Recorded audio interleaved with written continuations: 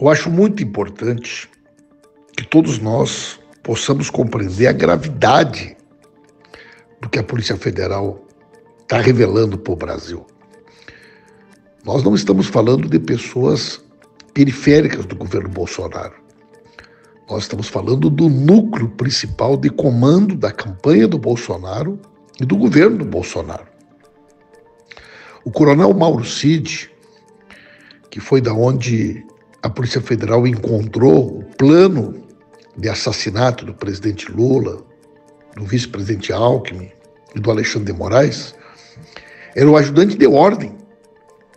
O ajudante de ordens do presidente da República é aquela pessoa que acompanha o presidente 24 horas por dia, que tinha a senha pessoal do cartão do Bolsonaro, da Michele Bolsonaro, que acompanhava eles em todas as agendas, que foi junto para os Estados Unidos, e foi nesse mesmo computador que foi encontrada a minuta do golpe, que seria assinada pelo Bolsonaro, consumando o golpe no país.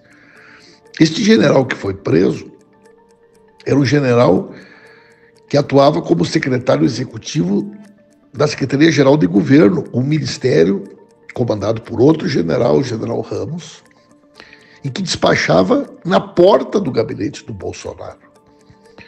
A casa onde ocorreram as reuniões para planejar a execução do golpe foi a casa do Braga Neto, general Braga Neto, ministro do Bolsonaro, e que foi o candidato a vice-presidente da República, e que comandou depois da eleição um QG no Lago Sul de Brasília, por onde passavam diariamente figuras importantes do bolsonarismo, e nesse QG foi articulado todo o financiamento dos acampamentos golpistas em frente aos quartéis e também o planejamento e o financiamento do 8 de janeiro. É importante as pessoas saberem que naquele momento, naquele período, eles tentaram, primeiro no dia 9 de dezembro, porque eles queriam executar a ação criminosa antes da diplomação, que ocorreu no dia 12. Posteriormente, é importante as pessoas saberem que no dia da diplomação, o presidente Lula estava hospedado num hotel no setor hoteleiro norte, e eles tocaram fogo em ônibus. Teve uma ação criminosa muito grande em Brasília no dia da diplomação, muito próximo do hotel onde o presidente Lula estava hospedado. E, posteriormente, em meio a reuniões que o Bolsonaro fazia com generais, durante aqueles dias, discutindo o golpe, eles programaram, então, a execução para o dia 15 de dezembro. Eles chegaram a monitorar e acompanhar o trajeto do ministro Alexandre de Moraes naquele dia. O ministro presidiu uma sessão no TSE e houve um pedido de vistas. Ele acabou saindo antes. E por conta disso, os golpistas que tinham programado um determinado horário para a execução da ação não conseguiram consumar o assassinato, o sequestro e o assassinato. Por conta desse detalhe, o crime não aconteceu no dia 15, mas havia um processo hierárquico com definição de papéis, com financiamento e com o planejamento do crime contra o presidente Lula, contra o nosso vice Alckmin e contra o Alexandre de Moraes. Então nós estamos falando de figuras centrais do governo Bolsonaro. E quem conhece a hierarquia e como funciona a cadeia de comando do esquema criminoso do Bolsonaro, sabe que esta operação jamais ocorreria sem a aquiescência dele.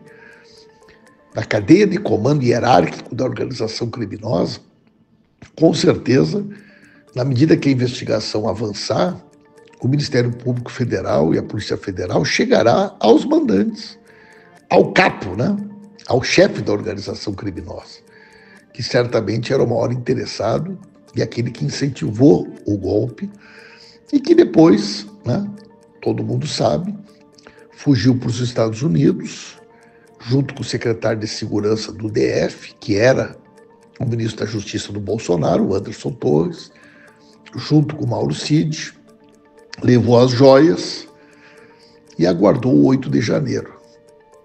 E tudo isso, né, agora traz novos detalhes e mostra as conexões. Lembro vocês da tentativa de explosão de um caminhão-tanque próximo ao aeroporto, no período entre o Natal e o Ano Novo. São muitos os detalhes que revelam essa perigosa organização criminosa, com policiais federais, com militares da ativa, treinados para operações especiais não convencionais. O Brasil esteve à beira do abismo. E por isso que nós podemos garantir a vocês que não é possível flertar com a impunidade. Falar em anistia e impunidade hoje é flertar com a violência, com a intolerância, incentivar que outras pessoas imaginam que pode atentar contra a democracia e ficarem impunes. Eu estou acompanhando muito de perto, estamos todos perplexos com a audácia,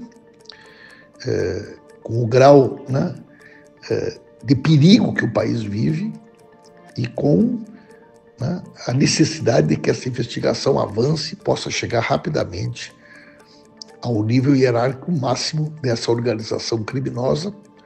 Sem isso, a democracia está em risco, inclusive a vida das pessoas que lutam pela democracia e que se opõem a essa organização criminosa também acabam ficando com a sua vida em risco.